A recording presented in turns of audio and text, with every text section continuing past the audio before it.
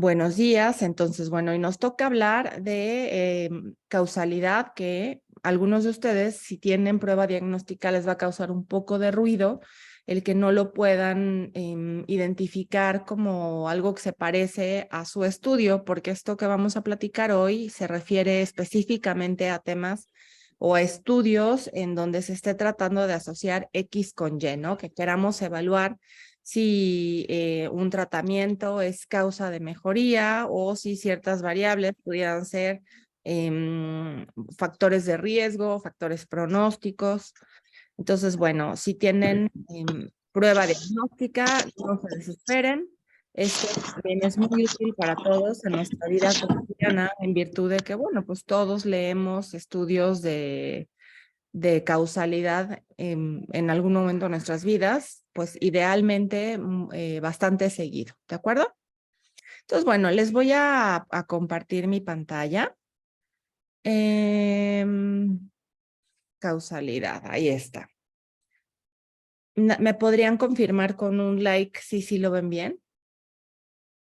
Y si pudieran prender sus cámaras, se los agradecería mucho porque es muy feo hablarle al vacío. Ok, perfecto. Entonces ya estoy viendo esos likes que sí están viendo mi pantalla.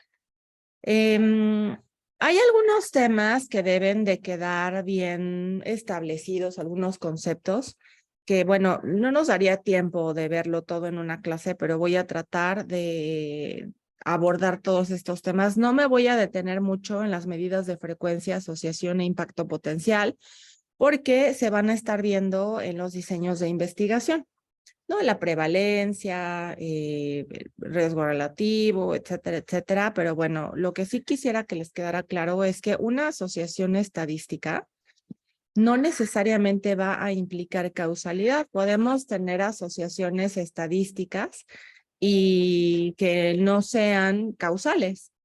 Las medidas de frecuencia o asociación, como les comento, las vamos a ver más adelante. Les voy a platicar un poquito de un modelo de causalidad que nos habla de variables que pudieran ser como factores de riesgo o variables que son necesarias para un modelo de causalidad.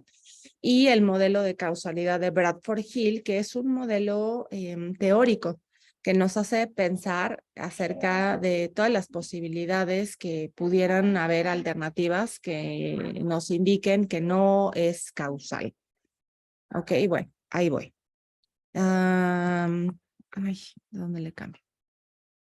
Este es un ejemplo que me encanta porque es como para que experimentemos en cabeza ajena de las cosas que nos pueden suceder si no hacemos una extensa revisión de la literatura cuando estamos planeando nuestro estudio de investigación, porque es posible que se nos vaya alguna variable que es determinante e inclusive puede ser la verdadera causa de esa relación causa-efecto que yo estoy observando en mi estudio y erróneamente a lo mejor le esté atribuyendo a otro factor o a otra variable.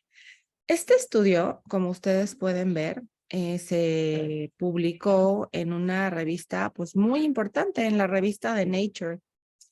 Es una investigación que evaluó el efecto de la iluminación de la habitación de los niños entre los 0 y los 2 años y la relación que tenía esta iluminación con la miopía.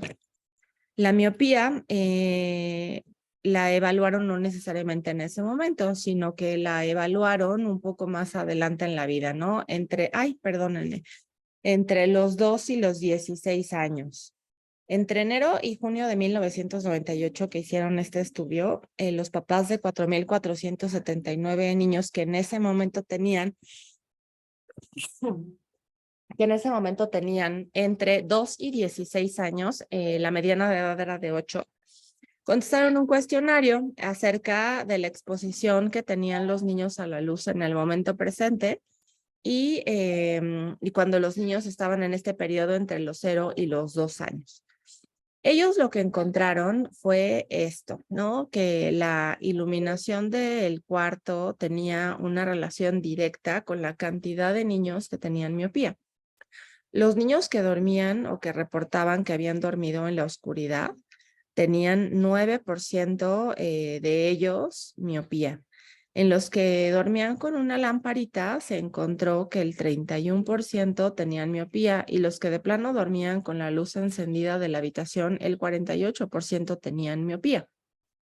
Y bueno, pues ellos mencionaban que esto podía ser porque este periodo de los 0 a los 2 años, pues es un periodo muy importante para el crecimiento de los ojos y puede ser determinante para el desarrollo de miopía. Y bueno, pues ellos en sus conclusiones dicen que, bueno, no estaban estableciendo como tal una relación causal, pues bueno, la asociación estadística era muy clara y que pues había que tener cuidado con eso. No tardaron los medios en darse cuenta de esta nota. Ya saben ustedes, ¿no? Que cuando uno presenta las cosas en los congresos siempre hay alguien de pues las noticias o de algún website o de algún lugar para pues presentar lo nuevo de lo nuevo. Y en ese caso pues salió en CNN una nota y en muchos otros medios de comunicación que el utilizar luz en el cuarto de los niños en la noche pues podía tener implicaciones importantes en el desarrollo de la miopía. Un año después salió en la misma revista un nuevo estudio que trató de replicar la información que se encontraba en el... A ver, me dicen que se escucha entrecortado, que si es el internet o es en general. ¿Alguien más me escucha entrecortado? No, la escucho bien. Se escucha bien, Ok, maestra. entonces, doctora Jovita, es su internet al parecer. Ok, bueno. Este estudio que fue publicado un poquito más adelante, un año después, repitió el mismo estudio, evaluó exactamente lo mismo, pero se puso las pilas y evaluó otro factor, que era la miopía de los papás, otra variable. Y al final de este estudio dice, ¿no? Que nuestros resultados pues no se parecen a los de Queen. De hecho, la proporción de niños con miopía en cada grupo de condiciones de iluminación del cuarto de los niños era bastante uniforme, pero sí encontraron una asociación entre la miopía de los papás y la iluminación en el cuarto de los niños. Lo que dice o lo que ellos sugieren es que se debió de haber controlado por la miopía de los papás. A ver, denme un segundito.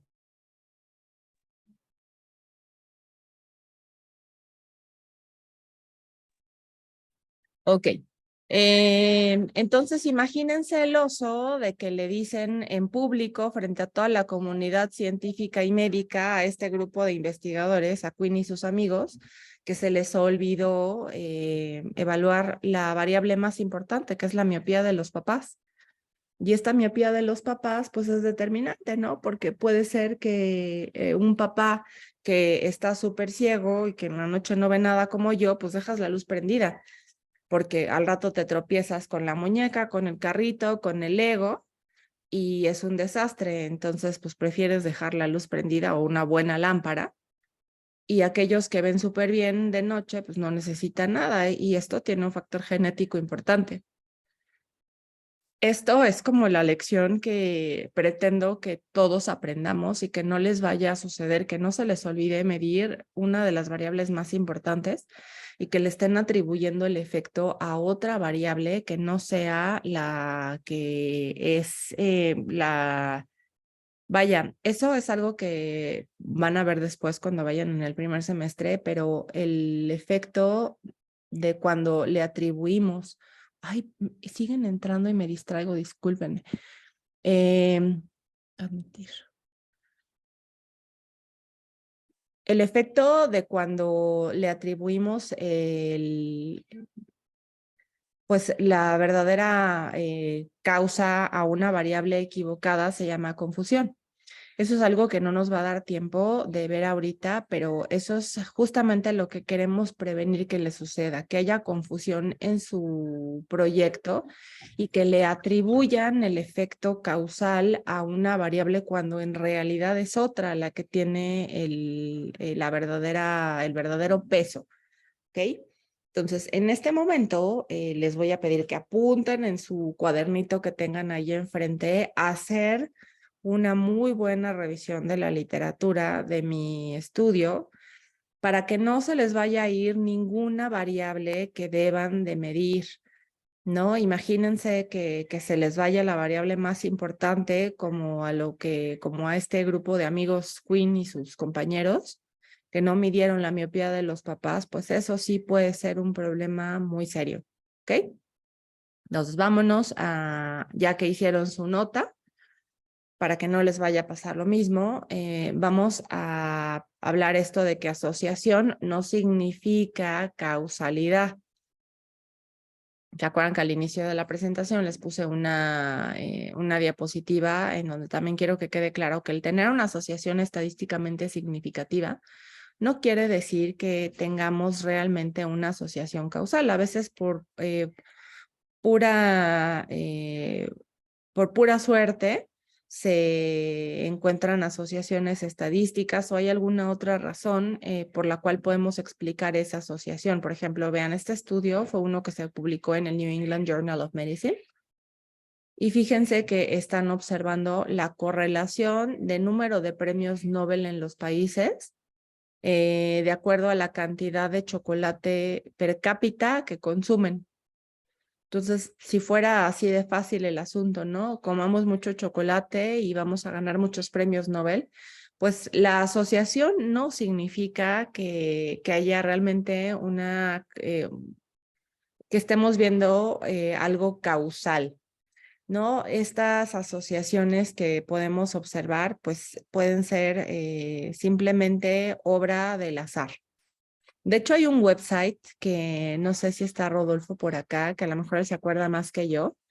Este website lo que hace es correlacionar, se llama Spurious Correlations o algo así, a ver si ahorita lo encuentro, en donde las relaciones más inverosímiles tienen las correlaciones más altas, ¿no? Como el número de películas de Keanu Reeves que se estrenaron en un año se asocia con el número de suicidios en el año. O sea, cosas así completamente ridículas que pueden deberse simplemente a cuestiones que están relacionadas con la pura, con nada más cuestiones de suerte, no tiene nada que ver con una relación causal. Una relación causal no se la podemos dejar al azar. Tenemos que tener tenemos que pensar en lo que se está observando y si podemos explicar eso por medio de de algunos puntos, que es lo que les voy a decir ahorita con lo de Bradford Hill. ¿Ok? Se supone que esto ustedes ya lo vieron, nada más que sí me parece importante recalcarlo. Me voy a avanzar un poquito, esto lo van a ver un poco más adelante.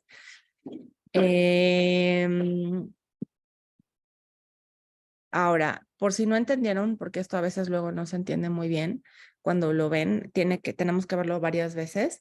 Las relaciones causales las podemos pensar desde muchos lados, ¿no? Desde muchos modelos. Este modelo de Bradford Hill, este modelo de Rothman, a mí me parece sumamente útil e interesante porque estamos en una época en donde difícilmente le podemos atribuir a una sola causa un efecto, ¿no? O sea, digo, obviamente cuando estamos hablando de enfermedades infecciosas, pues sí, no le vamos a atribuir a ninguna otra causa el que alguien le dé enfermedad por COVID-19, pues más que se haya contagiado por el bicho.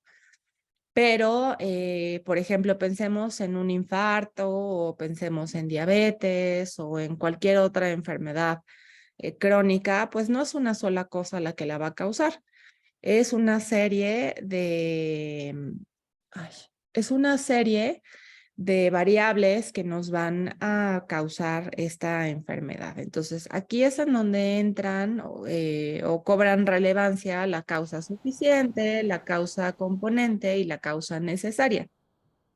Una causa suficiente van a ser cada uno de estos triangulitos. Piénsenlo como factores de riesgo.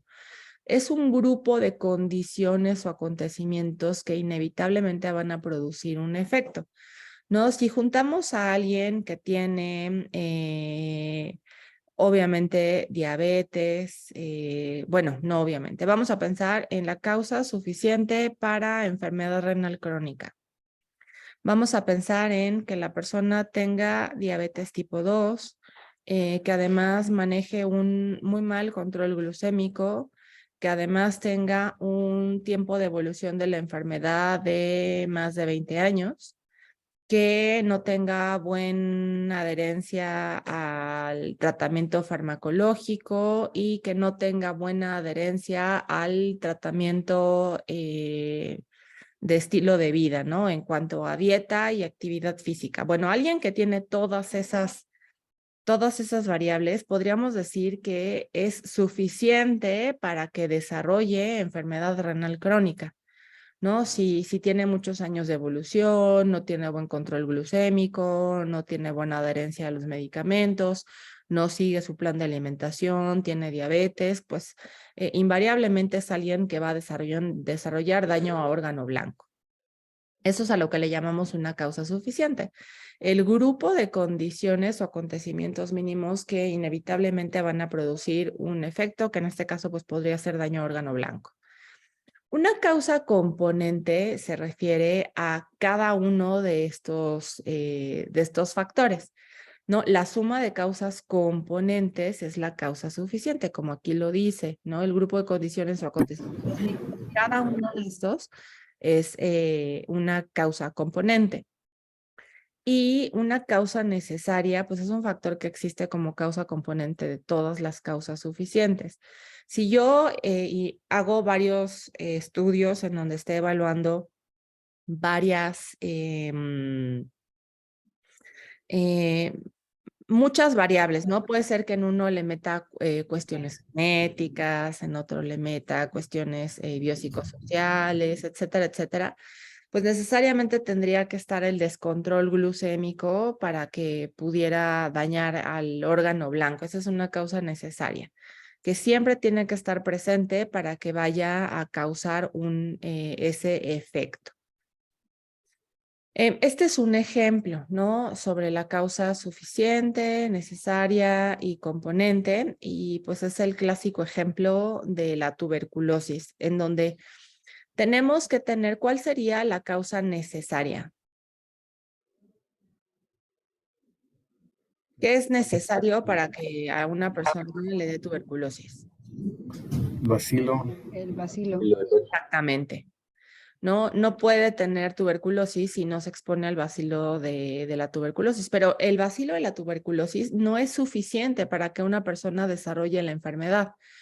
Puede alguien estar expuesto al bacilo, pero no desarrollar la enfermedad.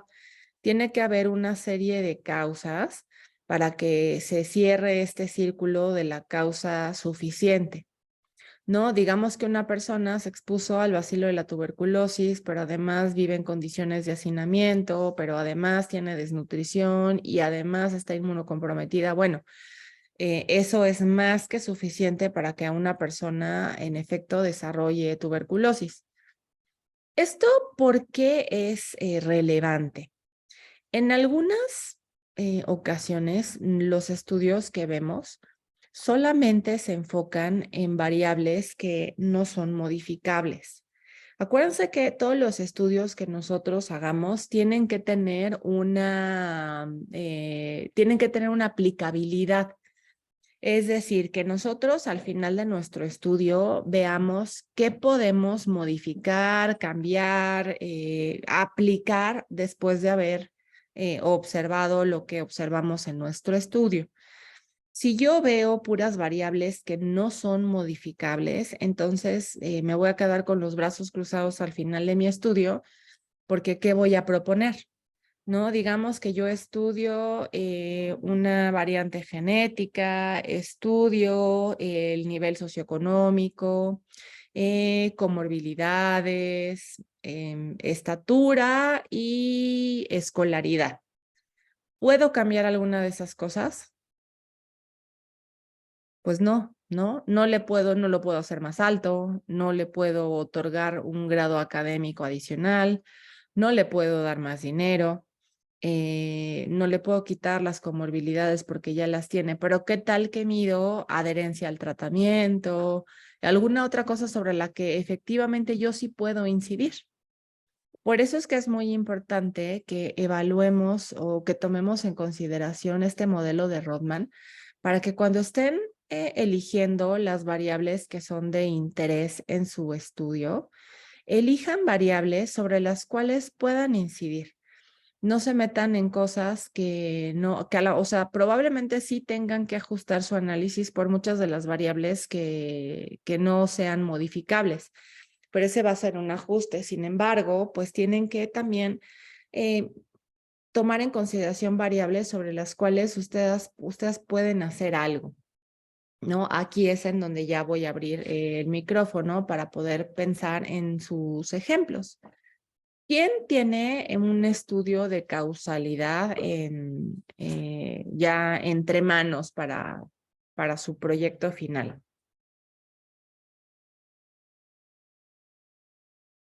¿Nadie? ¿Todos son de prueba diagnóstica? ¡Qué barbaridad! Ah, sí. Adelante, Carlos.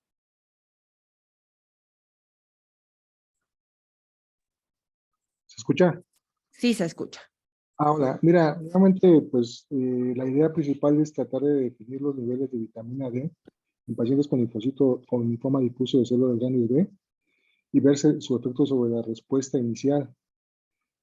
Entonces, necesitamos cuantificar prácticamente los niveles de vitamina D, dicotomizarlo, niveles bajos, niveles altos, y ver si tiene un efecto sobre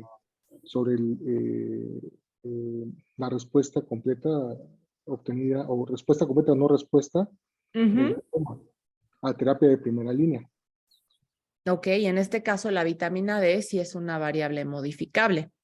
No se le puede suplementar a la persona y en ese caso pues ya podríamos fácilmente, en caso de que haya una asociación, pues tener un impacto en dado caso de que eso sí salga. Ahora, bueno, nada más, digo, ya sé que no es como tal seminario, nada más que la vitamina D es un tema recurrente. Y es importante que tomen en consideración, por ejemplo, ahorita que estamos hablando de causalidad y que no se le vaya a ir algún factor que debe de medirse. Por ejemplo, ¿no? La vitamina D, pues depende mucho la concentración de vitamina D que uno tenga en la sangre. Depende mucho de si te asoleaste o no te asoleaste los días previos. ¿No? De tu tono de piel, de si utilizas bloqueador solar. Digamos que la población con cáncer, pues bueno, tampoco es que vaya hasta vivirse en la playa, ¿no? Pero sí es algo relevante, a lo mejor que puede ser que algunos tengan algún familiar que los saque todas las mañanas a tomar el sol o algunos que estén todo el día en interior, eso les va a pegar mucho o medir el tono de la piel que puedan, pues puede tener un efecto bastante importante en la cantidad de vitamina D que una persona pueda tener en cuanto a la sangre. La dieta también debe de ser medida, aunque realmente es prácticamente imposible cumplir con el requerimiento de vitamina D por la dieta. Es sumamente difícil, pero de todos modos se tiene que medir, ¿no? Puede tener pacientes que a lo mejor consuman muchos alimentos que sean ricos en vitamina D y otros que de plano no. Entonces, todas esas variables que le van a pegar, que a lo mejor no son lo que le esté, vaya, van a tener un impacto sobre la vitamina D, las debería de medir también. Y eso lo vamos a ver ahorita cuando pasemos al tema de Bradford Hill. ¿Alguien más que tenga proyecto de causalidad?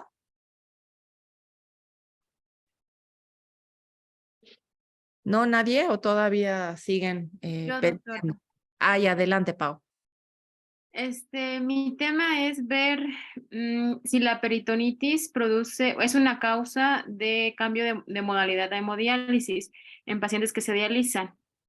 Entonces, creo que no es la única causa que puede indicar cambiar al paciente a hemodiálisis, pero podrían haber otras variables, por ejemplo, falla de la membrana peritoneal, que sea un transportador alto, que el paciente esté desnutrido, es otra de las variables, que igual serían como pienso en este modelo, suficientes, pero, ay, no sé, ahí sí me da como, entro en confusión. Como O de sea, veintitantos. Ajá, ¿Qué que salió? parecía Sí una lo tiene, pierna. pero trae ultra Una continuo. ¿Y qué verás? pasó al mi, quirófano. Bueno, está mi ahorita en variable espera de principal cita. sería ver Ahí en la quirófano. Es que peritonitis tiene Espérame es tantito. causa Ya. de Ya cerré. cambio de modalidad. Sí, ya, Yo perdón. creo que eso sería como la necesaria. Ajá. Y El el cam- resto, No, a ver, ajá, cambio de modalidad es el desenlace, ¿no? ajá. Es la causa. La causa, Causa sería eh, ajá, peritonitis sería la causa necesaria. es la que yo quiero medir, más bien. Ajá, pero tienes otras causas Sí, componentes. ajá, Porque existen otras causas. puede ser que que la peritonitis sea una causa, vaya, no sea suficiente que tengan peritonitis. Ajá, por ejemplo, no todas las peritonitis las cambiamos a hemodiálisis, claro. Tiene que ser que sea refractaria al tratamiento médico, es una indicación para cambiarlos, que sea recidivante, que sea por la misma bacteria repetidas veces, o que sea por cierto tipo de un hongo, por ejemplo, son como... Y hay indicaciones específicas para cambiar, o sea, que por una peritonitis cambie a mi paciente a hemodiálisis.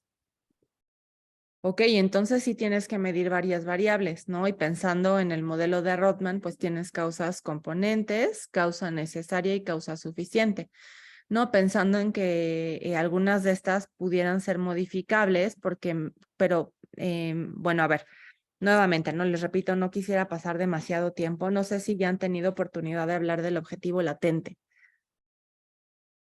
¿Todavía no? Ok. El objetivo latente de una investigación es como la razón por la que nosotros queremos hacer el estudio, como el fin último, ¿no? Digamos que a ustedes se les ocurre una idea porque hay algo ahí que les preocupa o que creen que puede modificarse, ¿no? Yo me imagino que Pau piensa que innecesariamente se les está cambiando, que podrían continuar tal vez con la diálisis peritoneal. Y por eso quiere seguir o estudiar esto. ¿Es eso? ¿Por qué? ¿Qué es lo que te interesa realmente de hacer este estudio? Sí, doctora, quiero ver qué tanto impacto tiene, por qué las peritonitis o son maltratadas o qué es lo que está pasando, que la mayoría, yo creo que un 80% termina en hemodiálisis. Entonces, hay algo ahí que estamos haciendo mal ¿Y tú y crees que que no en es mi correcto? No tendrían que estar en hemodiálisis no, tantos. no, exacto. De Ok, hecho, ya en la literatura dice que el 5% se transfiere a hemodiálisis. Y en mi hospital, bueno, en el hospital donde estoy, más o menos yo calculo que un 80%. Entonces es mucha variación. ok. Entonces a eso se refiere el objetivo latente, ¿no? O sea, ¿cuál es la razón por la cual ustedes están haciendo esto? ¿Qué quieren? ¿Prevenir que se pasen tantos a hemodiálisis cuando deberían de estar en diálisis peritoneal? ¿No? Ok, entonces, bueno, aquí ya tenemos un ejemplo muy claro sobre variables que pudieran ser modificables, ¿no? Tú mencionaste desnutrición. Si en ese caso se trabaja para mejorar el estado de nutrición, bueno, podría ser que lo sigan en diálisis peritoneal.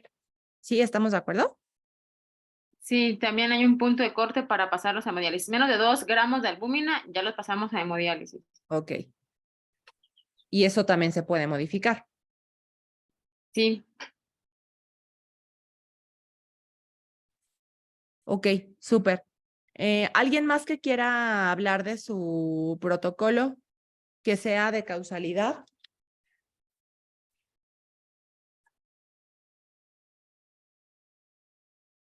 No, bueno, si no, le seguimos. Está en el termo ya servido. Perdón, estoy pidiendo ayuda para que me pasen café. Disculpen ustedes. Muchas gracias. Muy bien, bueno, entonces muchísimas gracias. Vamos a continuar. Esta diapositiva que están viendo ustedes es algo que viene en el artículo de Bradford Hill, en el de Association, se llama The Environment and Disease Association or Causation. Pues aquí dice, The Environment and Disease Association or Causation. Esto que viene aquí es súper importante. Y me da pie para poder entrar a lo que dice Bradford Hill. ¿No? Nuestra observación revela que, bueno, ¿saben qué? Me voy a esperar al final de la presentación para regresar a esta para que les haga más sentido. Creo que sí debería de tenerla más adelante. Les voy a hablar rápidamente, que ustedes ya lo leyeron, pero vamos a repasar muy rápidamente estos puntos que nos dice Bradford Hill que debemos de pensar.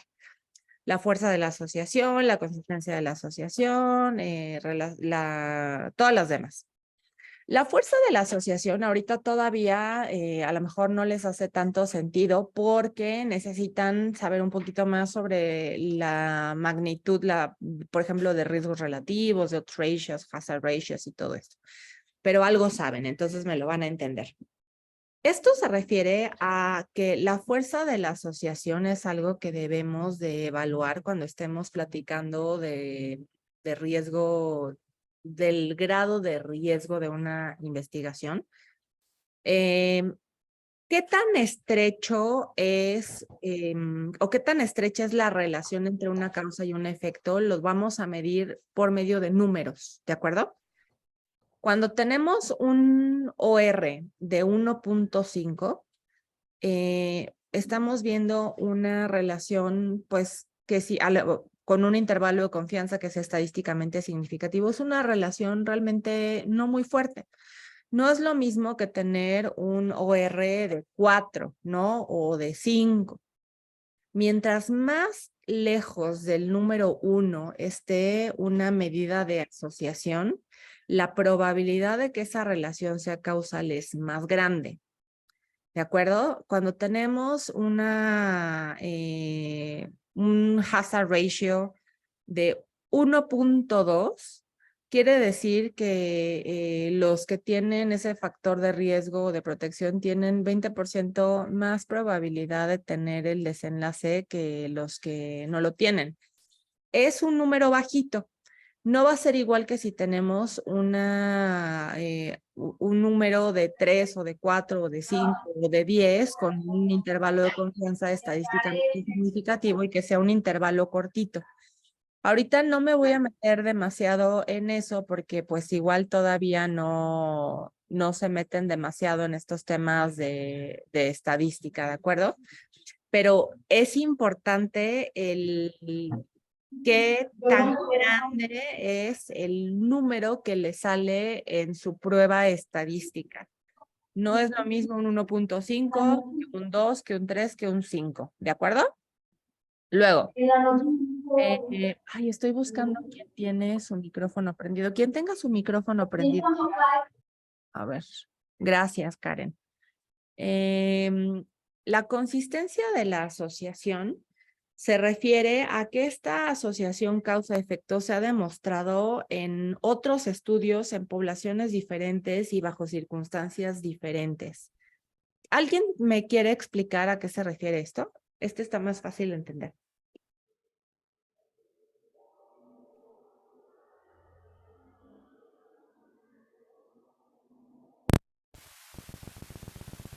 ¿Nadie?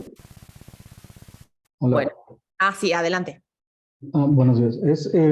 Lo entendí como la asociación que se vio con el tabaquismo con el cáncer, que en diferentes poblaciones se ha repetido que se asocia a lo mismo, o sea, se estudió, no sé, en población china y también hay asociación entre el fumar y cáncer.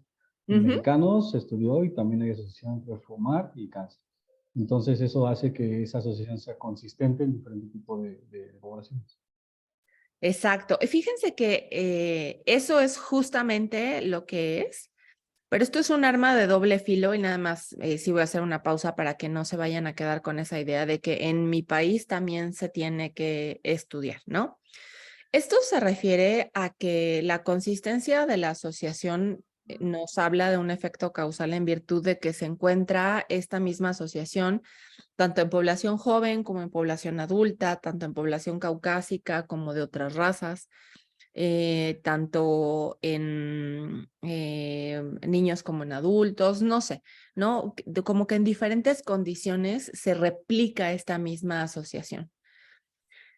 A veces esto se malentiende y queremos hacer lo que ya está demostradísimo en la literatura y queremos decir, bueno, pero es que en la raza no se ha hecho, ¿no? O es que en mi UMAE no se ha hecho.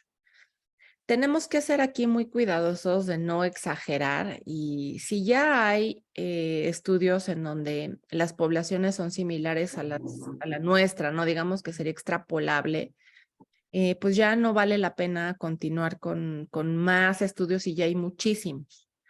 Esto más bien es que hay algunas veces en donde están estudiando, por ejemplo, ya saben que están súper de moda los genes, ¿no? Los polimorfismos. Resulta ser que encuentran un polimorfismo que es un factor de riesgo para una enfermedad, pero nada más lo encuentran en China y lo intentaron replicar en otros lados y nadie lo vuelve a encontrar. Entonces, realmente puede ser que ese polimorfismo en realidad no sea la causa, sino que es otra cosa, porque nadie en el resto del mundo lo volvió a observar, ¿no? A lo mejor les faltó medir alguna variable o algo sucedió ahí, o es un gen exclusivo de los chinitos. Pero entonces no podemos decir que tal variable es realmente una causa de una enfermedad. La consistencia es que se replica, ¿no? Se ha visto en otros estudios, nada más que tenemos que ser muy inteligentes para encontrar dónde está la línea, en donde decir, bueno, ya hay suficiente información, ya le paramos, ya queda claro que esta variable sí es causa de Y. Pero eso se refiere básicamente que en diferentes condiciones se sigue presentando esta asociación. Ahora, me voy a detener también otro poquito en esto porque es algo que nos pasa frecuentemente, ¿no? Ustedes proponen un estudio y dicen, es que en México no se ha hecho. Entonces, a lo que siempre les vamos a responder, bueno, pues que los mexicanos son marcianos o por qué no podemos usar la información que hay en otros lados del mundo, ¿no? ¿Por qué no se puede extrapolar si ya es muy clara la información que hay en otros lados? Si resulta ser que la población que forma parte de este estudio en otros lados es muy diferente, ¿no? Pensemos que a lo mejor son poblaciones mucho más jóvenes o tal vez con un índice de masa corporal pues bastante más bajo, o son poblaciones en las cuales pues casi no hay diabetes o casi no hay hipertensión, no tienen tanta comorbilidad y decimos, bueno, pues es que en nuestro país el promedio de la estatura es mucho más bajito y eso puede tener un efecto porque se ha observado que la estatura es un factor de riesgo y el promedio de nuestra población pues sí tienen tantas comorbilidades o varias cosas que a lo mejor dice, bueno, es que nuestra población realmente no es comparable con lo que hay en la literatura. Bueno, a lo mejor ahí se puede justificar, ¿sale? Pero regresando al tema de consistencia de la asociación, es que para que cuando nosotros estemos defendiendo nuestro estudio en la discusión y podamos decir que sí es un efecto causal, pues tenemos que apoyarnos de otros estudios que en otras condiciones también hayan encontrado esa misma asociación. Luego, especificidad de la asociación es que una causa origina un efecto en particular. Esto básicamente se presenta en estudios que tienen que ver con enfermedades infecciosas, ¿no? El dengue, pues no va a causar otra enfermedad, ¿no? O el bacilo de la tuberculosis no nos va a provocar COVID, ¿no? O sea, solamente un solo bicho va a provocar una sola enfermedad. Esto no aplica, bueno, es importante. No tienen que tener todos los factores. De hecho, estos no son criterios. Son nada más sugerencias de temas que tienen que pensar antes de aventarse como los que publicaron en el Nature y decir que su relación es causal. Obviamente hay factores, sobre todo en las enfermedades que son multicausales, como las crónicas, en donde pues no va a haber una especificidad, ¿no? Por ejemplo, el tabaquismo pues no es específico para EPOC. También nos va a pegar para enfermedades cardiovasculares, para cáncer, para un montón de cosas. Entonces, ahí pues no sería necesario que existiera este punto de la especificidad de la asociación. La temporalidad de la asociación, pues bueno, es algo que solamente vamos a poder evaluar cuando tenemos un estudio longitudinal.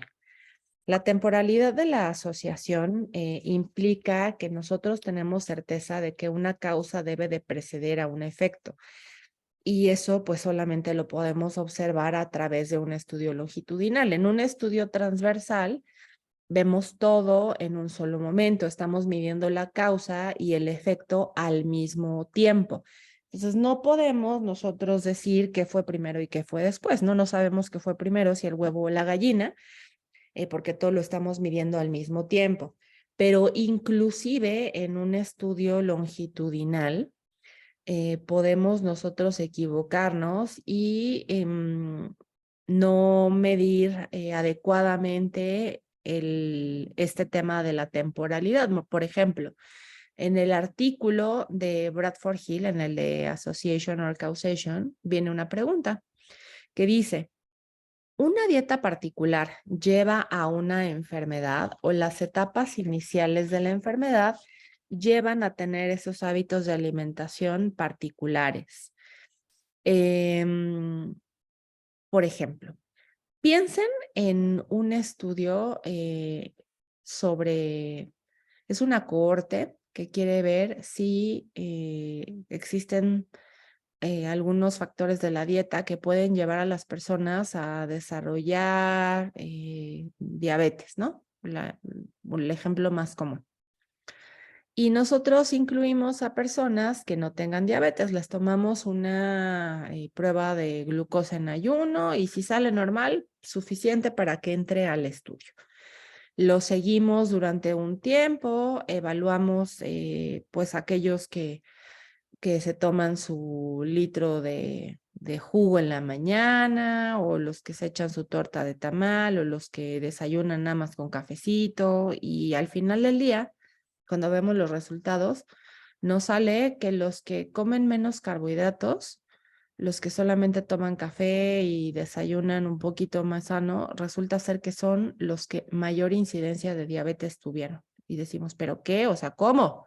¿No? ¿Qué no deberían de ser los que se echan el litro de jugo, los que desayunan su concha con chocolate, los que desarrollen de diabetes más pronto? A lo mejor hubo un error ahí. Puede ser que las personas que recientemente cambiaron su alimentación, antes a lo mejor se echaban su litro de jugo, pero ahorita solamente están tomando café porque ya están teniendo hipoglucemias reactivas. Resulta ser que cuando se toman su jugo ya están teniendo problemas con el páncreas, están teniendo unas descargas muy importantes de insulina y se sienten mareadones después de tomarse el litro de jugo, porque ya van en el caminito de la diabetes, ¿no? Y están teniendo resistencia a la insulina, y resulta ser que estos sujetos ya iban a medio camino de la diabetes. Intentaron corregir el rumbo porque su cuerpo les dijo que ya les estaba cayendo mal tanta azúcar, y nosotros solo registramos que son los que estaban comiendo menos azúcar, pero pues ya era demasiado tarde porque ya llevaban medio camino y de todos modos desarrollaron diabetes. Ahí el error del investigador fue fiarse en la prueba de glucosa en ayuno, ¿no? Podría ser que si hubieran hecho una curva de tolerancia a la glucosa, se hubieran dado cuenta de que muchos ya tenían resistencia a la insulina o inclusive intolerancia a la glucosa. Todavía estaban manejando cifras de glucosa en ayuno normales, pero ya les quedaba poquito tiempo antes de que empezaran a manejar cifras anormales.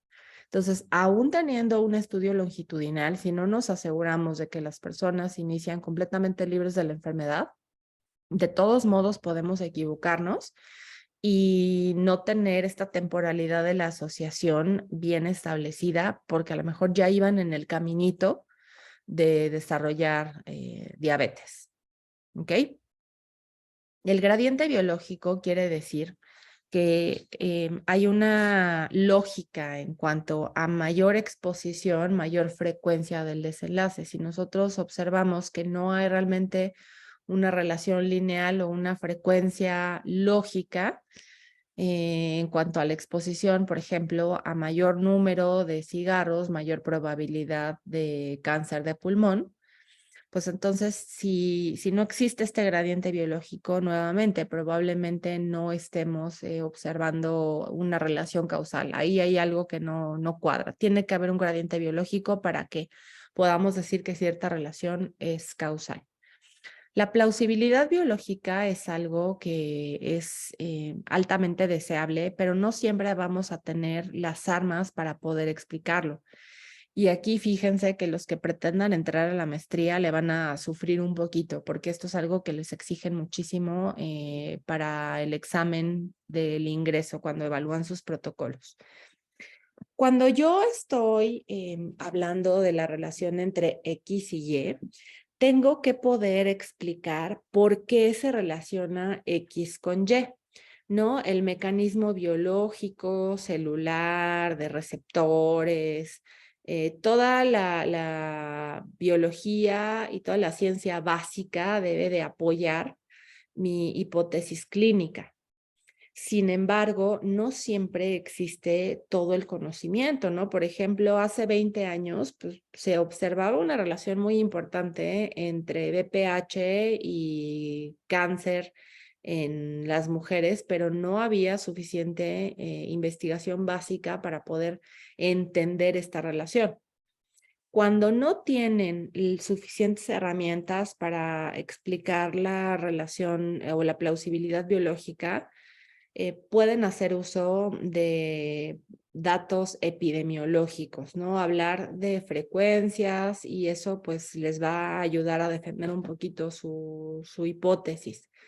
El mismo Bradford Hill dice en el artículo que esta característica él está convencido de que pues no se puede demandar, porque lo que es biológicamente plausible depende completamente del conocimiento que se tenga en ese momento sobre la biología de la enfermedad. La coherencia biológica nos dice que la interpretación de la relación causa-efecto observada no debe de contraponerse seriamente con lo que se sabe de la historia natural de la enfermedad y la biología de la enfermedad. Eso quiere decir que si cuando hacen su estudio les sale completamente diferente a lo que ya se sabe, ¿no? Les sale que el tabaquismo es un factor de protección contra cáncer, bueno, pues ahí ya estamos en problemas, ¿no? Porque todos los estudios previos pues han mostrado algo totalmente diferente. La analogía es cuando ustedes se pueden apoyar de relaciones similares para poder sustentar su relación causal, ¿no? Si en enfermedades similares se ha presentado una asociación parecida, bueno, eso les puede ayudar. Y la evidencia experimental es algo que pues también es altamente deseable, pero no siempre va a ser posible tener evidencia experimental. Este es un estudio de chiste para los que son muy que insisten muchísimo en la necesidad de la evidencia experimental, ¿no? Este es un estudio que dice, bueno, vamos a hacer una revisión sistemática de ensayos clínicos controlados en donde se evalúe la eficacia del paracaídas para prevenir la muerte y trauma mayor cuando te avientas de un avión.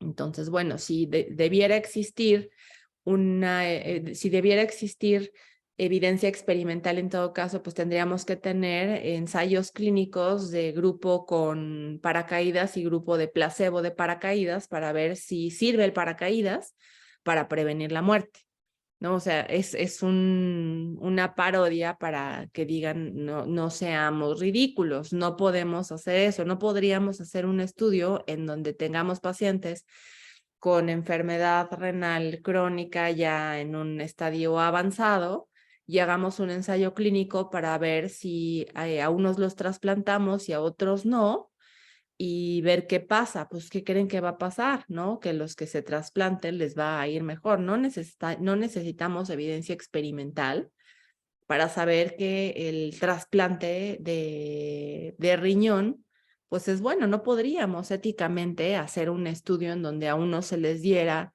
placebo de riñón y a otros no. Eso se estudia de otra manera, ¿no? De forma retrospectiva, si se observa, por ejemplo, que la mortalidad es muy alta o algo, se está complicando, pues bueno, ya se evalúa de otra manera, pero no por medio de un ensayo clínico, ¿de acuerdo? Entonces, si alguien alguna vez les dice, es que no es ensayo clínico, bueno, o sea, si están estudiando factores de riesgo, pues no le van a agregar a alguien, no le van a decir a una persona, a ver, empiece a fumar a ver si se nos daña, ¿no? En algunos casos eso no es posible. Bueno, finalmente, lo que nos dice Bradford Hill es que ninguno de sus 9 puntos de vista, fíjense cómo él lo dice, ¿no? Ninguno de mis 9 puntos de vista, no dice criterios, puede traer evidencia indisputable a favor o en contra de la hipótesis causa-efecto que estamos planteando, y ninguno puede ser requerido como un sine qua non, ¿no? O sea, no es a fuerza tenerlo todo. Lo que nos ayuda a lo que nos ayuda este modelo de causalidad es a sentarnos a pensar si puede existir una explicación alternativa, ¿no? Si en mayor o menor medida podríamos encontrar una respuesta diferente, que nos esté yendo algo y le estemos echando la culpa a la variable que a mí me interesa y no a la verdadera culpable. Entonces, lo que nos invita es a pensar si es posible que tengamos una relación causa-efecto y la causa sea otra que no es la que yo estoy evaluando. Ok, entonces ya con esto quisiera ver si tienen dudas de sus protocolos o si tienen alguna duda sobre los conceptos que platicamos y que ya habían visto en el video.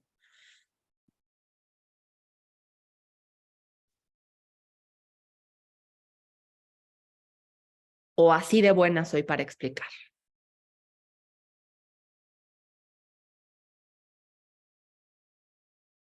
¿En sus protocolos tienen alguna duda con respecto a esto de si tienen duda de si su estudio es de prueba diagnóstica o si es de causalidad? Porque a veces cuando son pronósticos o así como que les queda duda. De hecho, creo que sí. Ahorita que estamos viendo todo esto de causa-efecto, en realidad yo voy a hacer biopsias del oído, en pacientes para timpanoplastía. Lo que quiero evaluar es la relación entre el estado del tejido y el éxito de la timpanoplastía. Pero ahorita que estamos viendo todo esto me queda duda porque pues obviamente no sé si a lo mejor pudiera resultar en algo de causa-efecto, porque voy a evaluar si tuvo éxito o no la timpanoplastía basado en el estado de la mucosa. Si la mucosa está, no sé, hiperqueratósica, si está hipertrófica, si está edematosa o si es una mucosa normal. Si la mucosa está muy enferma, puede ser que no sea exitoso ese procedimiento quirúrgico. Sí, es un estudio de causalidad. Ok. Porque si se compararían mucosas anormales versus mucosas sanas y se vería el porcentaje de éxito en las mucosas normales versus las mucosas que están más enfermas, y si se ve que hay un menor número de casos exitosos, pues sí estaríamos hablando de una relación causal. Ok. Entonces, para tener en cuenta todos estos criterios, sobre todo con el modelo Pero de no es lo actividad único, corrigida, ¿no? Por ejemplo, aquí digamos que el factor principal que a la compañera le interesa es saber el estado de la mucosa, porque ella cree que muchos de los que no están siendo exitosos, pues se debe a que ya de plano el tejido venía en malas condiciones. Pero puede haber otros factores, ¿no? Por ejemplo, que sea un paciente que no es lo mismo que te opere. ¿En dónde en dónde estás tú? ¿En siglo XXI? en la raza.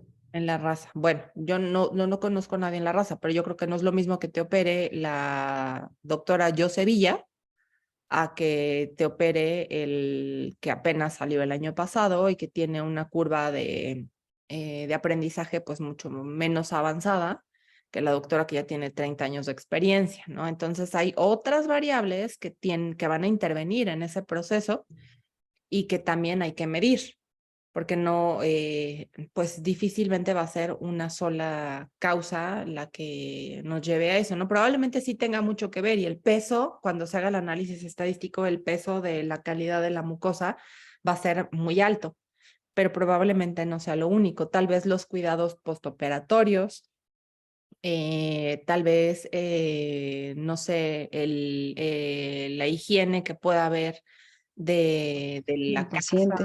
Ajá, o sea, hay muchas cosas que pudieran intervenir y ahí lo que tiene que hacer la compañera es revisar muy bien la literatura para ver cuáles son los factores que se han asociado con falla al tratamiento quirúrgico, medirlos todos y además ella va a ajustar por todos esos, pero quiere ver cuál es el efecto que tiene específicamente el estado de la mucosa. De acuerdo. Sí, ya ¿Alguien me más quedó un tiene? poquito más claro. Gracias. Súper. ¿Alguien más tiene alguna otra duda de su protocolo? Ya están listos para empezar con los diseños de investigación. La que sigue es casos y controles, si Ivy no me deja mentir. Ivy Chula, ¿andas por ahí? Creo que no. Bueno, ya van a empezar con los diseños de investigación y les voy a decir algo antes de que empiecen. Van a empezar a decir, ¿no? ¿Cuál será el diseño ideal para mi estudio, no? ¿Qué haré? Una cohorte, un estudio de casos y controles, un transversal, un ensayo clínico. Lo que a mí me enseñó mi tutor desde la maestría y el doctorado es todo va a depender de cuánto tiempo y dinero tengas, ¿no?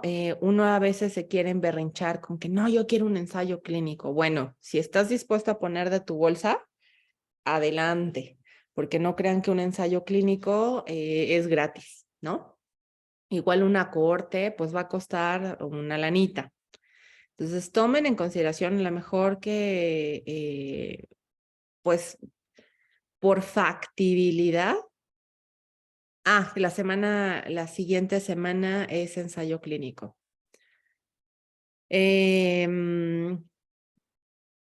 Todos querríamos hacer un ensayo clínico, todos querríamos hacer un estudio longitudinal, ¿no?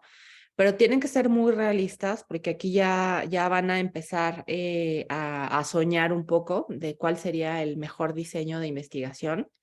Sean muy pragmáticos en cuanto a la cantidad de participantes que van a potencialmente tener, en que en la maestría nada más dura 2 años y si van a hacer un ensayo clínico que les va a tomar 6 años, pues ya no hay tanta factibilidad, ¿no? Entonces, bueno, al final del día van a terminar exactamente en el mismo cuadro de 2x2, en donde vean qué porcentaje de los casos presentó el desenlace y qué porcentaje de sus controles o de sus no casos presentó el desenlace, en caso de que tengan un estudio dicotómico, ¿no? De desenlace dicotómico. Entonces, básicamente, van a depender de cuánto tiempo y cuánto dinero tengan para hacer ese estudio, los recursos y a lo mejor algunos de ustedes estén muy atados de manos en sus servicios y vayan a terminar haciendo revisión de expedientes y se vale también, ¿vale? Ahorita lo más importante es que piensen en estudios que sean factibles. Si se van a soñar y no es posible que hagan ninguno de los estudios que tienen en mente, se van a quedar como el perro de las dos tortas, ¿no? Ni una ni otra cosa. Entonces, hay más tiempo que vida, siempre van a poder hacer el estudio de sus sueños, pero también tienen que terminar en tiempo y forma para poder cumplir con los compromisos académicos. ¿Vale? Entonces, pues les pido que lean lo que tienen que leer para la siguiente semana de ensayo clínico y nos seguimos viendo. ¿Va? Cuídense mucho y nos vemos la otra. Gracias, hasta luego. Bye. Gracias.